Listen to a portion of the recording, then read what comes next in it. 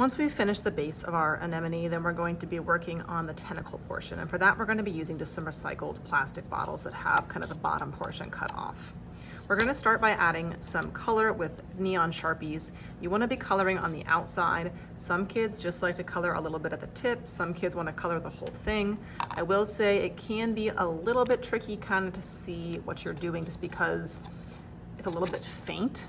So I like to put my hand or my fingers on the inside for support. And I would not use like the tip of the Sharpie when you're coloring. Try to put it a little bit more flat and you'll be able to cover kind of much more of the surface with kind of that edge.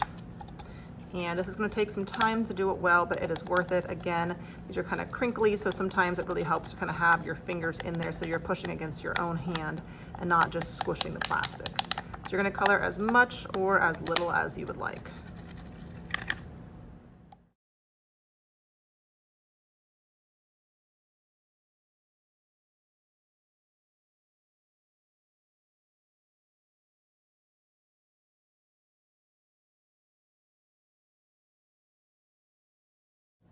Once you have kind of as much as you want to be colored, then it's time to start cutting it. So I'm gonna put it inside of my kind of base, and I'm just gonna mark kind of where like the top of my base hits my plastic. So it's kind of just right in here, just a couple little lines. And that's gonna help me know that I don't wanna cut down below that. So I kind of just made this little dotted line. It's a little hard to see, but a dotted line of pink kind of all the way around. So I know where to stop cutting. If you cut too far down, close to the mouth of the bottle, then it's a little bit harder to glue it in. Once you have your mark, you're just gonna start at the edge and you're gonna kind of cut as best as you can all the way towards that line. So there's my little dotted line. I'm gonna stop there.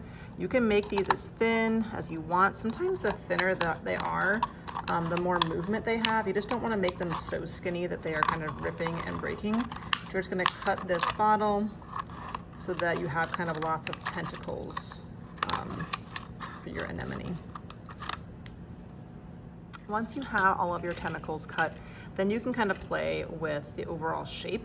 They're all kind of traveling in the same direction right now, but you could take one of the tentacles and start to kind of tightly roll it back on itself. Some kids have even kind of wrapped and rolled them around pencils. And if you do that, and you can even kind of give it a little squish if you want to, it will kind of help it to have a little bit more of a shape to it. So you could do some that go down, you could do some that kind of go back to the middle, but you can kind of play around a little bit with the overall shape of your tentacles just to create even more movement in your sculpture. And again, some kids kind of liked the wrapping it around the pencil method. It made it maybe a little bit less tight of a coil.